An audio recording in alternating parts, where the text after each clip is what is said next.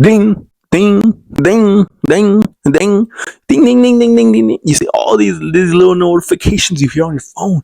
Ding right here, ding right there. You go quickly check it out, just for it to be something dumb, just for it to be something that's irrelevant, some random app. And then, like a little addict, you go running around straight to it, be like, oh, what is it? What is it? And it's a disappointment. But why do you keep doing that? Because there's a chance that it's something big. Maybe it's someone that you've been waiting to text you. Maybe it's something that you've been waiting for a notification for. And that little chance that it's that, you go running to it. But in reality, it's just some random app. And like the little addict you go straight to it again and again and again. And before you realize it, you're so distracted that you're unable to focus on anything else. I'll show you like 4 different tips that I've done to help me improve on my phone so that I don't view it as a toy and as a tool for progress and as a tool to become better. You see, I've always been addicted to my phone. It's a big problem that I had. I would be playing video games and at the same time I'd be watching something on my show. I remember munching on some cookies, munching on some chips. It was a unhealthy obsession. I'd be playing video games still and then watching my phone. Or I'd be watching my phone for close to 10 or 12 hours every single day. And it was a problem. It was a problem that I knew I had to fix. And I brought it down to 4 different steps that I believe have helped me become better and not spend as much time on my phone as I had been. All the problems that I had back then, I was able to improve upon them. I'm not perfect, but I'm better than who I was. So the first step that I've done from going from 12 to 10 hours every single day on my phone while playing video games or by doing this, doing that, the first step is removing all notifications. You've heard it. You've heard this.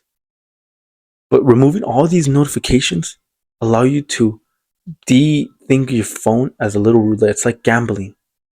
You think of the notifications as gambling because every time you hear the ding, you're unsure if it's something good or something bad.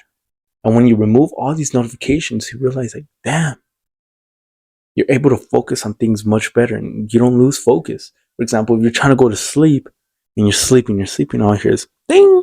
You'll quickly wake up to go check it out. And that distracts you, that removes you from the state of sleepiness. When you remove all these notifications, you're able to focus better. You're able to sleep better. And you're able to become better. You're able to focus on things. You're not distracted anymore on the notifications, on these things, on these bells, on these anything. And you only have the notifications that matter. For example, phone calls of people important to you, messages of people important to you. That's probably one of the biggest things that I did. So I can focus more on the things that I need to do and not be focused on the things that happen so much and so regularly. The second step that I've done to improve it is deleting all social media. You see, I would be spending a lot of time on social media. It was a default app I would go to when I was bored. I'm bored, I don't know what to do. I'll just slide up right there on the very beginning of my home screen, social media. I'll click on it. I'll just scroll and scroll my life away, my time away. And that was a default app. I would just be bored and I would go straight to it.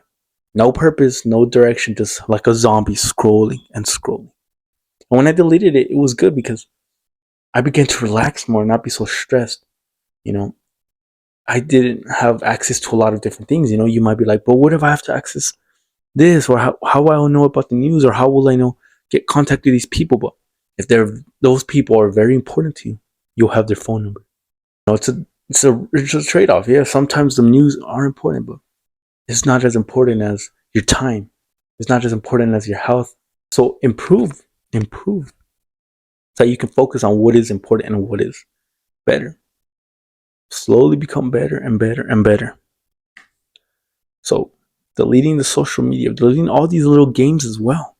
That's part of it too. Deleting apps that you use the most. Social media, all those little games that you have. They take up a lot of time that you don't realize you have spent on it. You don't have to go out and delete your whole social media. You can switch it to like a laptop or switch it to another device. Or just delete it, and if you need to access it, just install it again and then uninstall it when you're done. But it's not having so much quick access to it. So it's not on your home screen. You just click on it and then go straight to it. The third step that I've done is turning my phone black and white. I don't do it as much, But when I do, it makes the phone so unentertaining, so boring, and you don't spend an ungodly amount of time on it. Because when you turn off the colors, you realize how important and how stimulating colors are.